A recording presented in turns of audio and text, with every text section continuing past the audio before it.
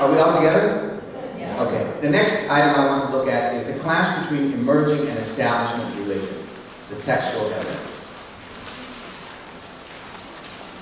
This is all context. As soon as you identify the proper paper, then I want you to not look at it. I want you to think about what happens when a new religion emerges into history. What happens when a new religion comes around? We have new religions.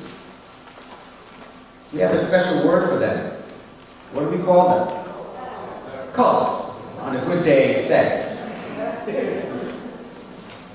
New religions are always threatening to establishment religions. Think about it. A new prophet comes into the world, and the prophet says, I have the word of God, I have authority, join my religion, you will find salvation, or you will reach personal happiness, or you will find spiritual fulfillment. What that person is saying is, leave the religion of your family and your parents and come to a different religion. Now, religions, we're very sophisticated in this room. Religions exist in an economy. Everything has an economy. There is a religious economy, and in a religious economy you have products.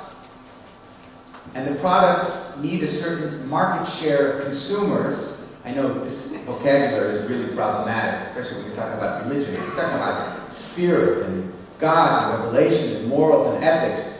But if you look at religion as an institution that functions in society, it's an institution that's run by people, even if it wasn't started by people. And when you have institutions that are run by people, they're run according to the way people work. So you can apply market forces on religions, you can apply sociological wisdom about religions and psychological wisdom about interrelations within religious hierarchies and leadership. It's all fair in the cold, cruel world of academics. So a new religion comes into the world, and in order to survive, it needs a certain minimum number of believers in order to make it work. You need people who are going to pray together. You need people who are going to pay their dues or give charity in the charity boxes to keep the program going. You need volunteers and activists. And if you're an established religion, you don't want to lose those people who might be interested in going to another religious tradition. Plus, it is a personal affront when we feel that our children are leaving us and going somewhere else. I mean, this is an assault on our own sense of spirituality, who we are, and our identity as religious people. So establishment religions never, ever like new religious movements. We call them in the academic world NRMs, new religious movements. We don't call them cults because we don't want to have a prejudged view. What's the difference between a cult and a religion? This is a joke. I'm glad you're laughing because the answer isn't really that funny. 100 years. If a cult can survive for 100 years, it basically has proven it is a religion. We have some very, very successful religions in our country that were begun in this country, that began in this country 100, 150 years ago, and are now extremely successful religions. Perhaps the one that is most well known to you might be the Mormons, right? Okay, Christian Science, a number of others, the Jehovah's Witnesses as well. These were all started in the 19th century in the United States and are now accepted as religions, maybe grudgingly, but are accepted as religions.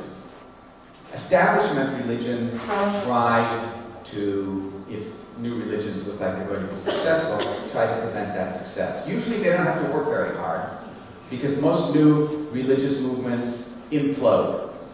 The prophet turns out to be a jerk. The prophecy doesn't come true. There's bickering among the leadership. People don't believe it and they take off and they go looking for someone else or they go back home. Most new religious movements die out. You know how many new religious movements there have been in the West since the end of the Second World War? Sociologists of religion have tried to count them, and they've come up, they've lost count at about the end of the 80s. They lost count at about 2,000. So there are lots of movements and lots of attempts. And it turns out that it isn't only a modern phenomenon. There have been new religious movements throughout history. In fact, Judaism was once a new religious movement. So was Christianity, and so was Islam. So if you think about that relationship of established religions to new religious movements, you see that there's immediately a relationship of tension and conflict.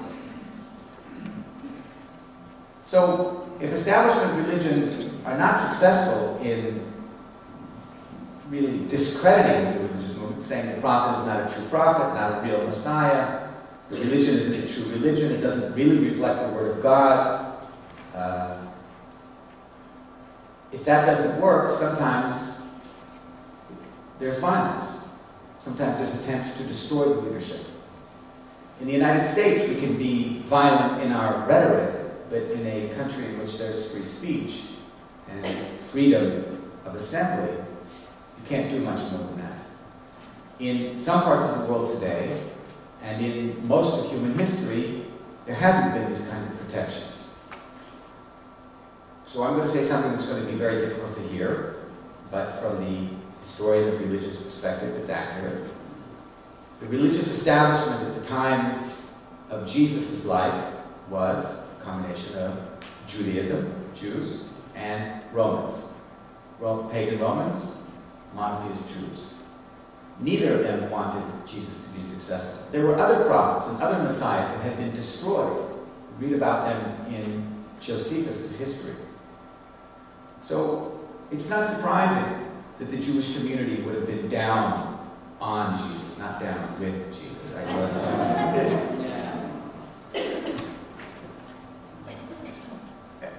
And the Romans, of course, as well. What happens, what is the relationship if a religious community survives the attempt to destroy it? Well, there's a lot of anger, a lot of resentment, because the new religious community does deeply believe that it is following the truth and the Word of God. You have an unfortunate disconnect between the established religion and the new religion. The established religion truly believes that there cannot be more revelation. This prophet cannot be a true prophet, because inevitably the message of the prophet counters the message of the establishment.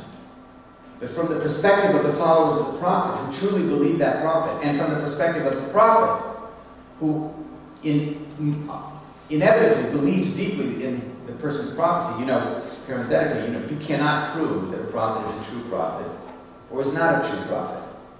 It's impossible to prove it. Proof, by definition, is some kind of an act that can be reproduced and you get the same kind of results. But with a prophet, some people believe and some people don't believe. And it's impossible to know whether the prophet is actually receiving the Word of God or not. I mean, some of the biblical prophets had some pretty wild revelations. The prophet of Ezekiel comes to mind. He was told by God to write a scroll, to eat the scroll. There are all kinds of strange things that occur. So the prophet really believes that the prophet is receiving revelation. The establishment religion really believes that the prophet is a sham. And you have an automatic opportunity for tremendous conflict. If this religion survives, the religion incorporates within its very being a sense of persecution based on its own experience in relation to the establishment religions.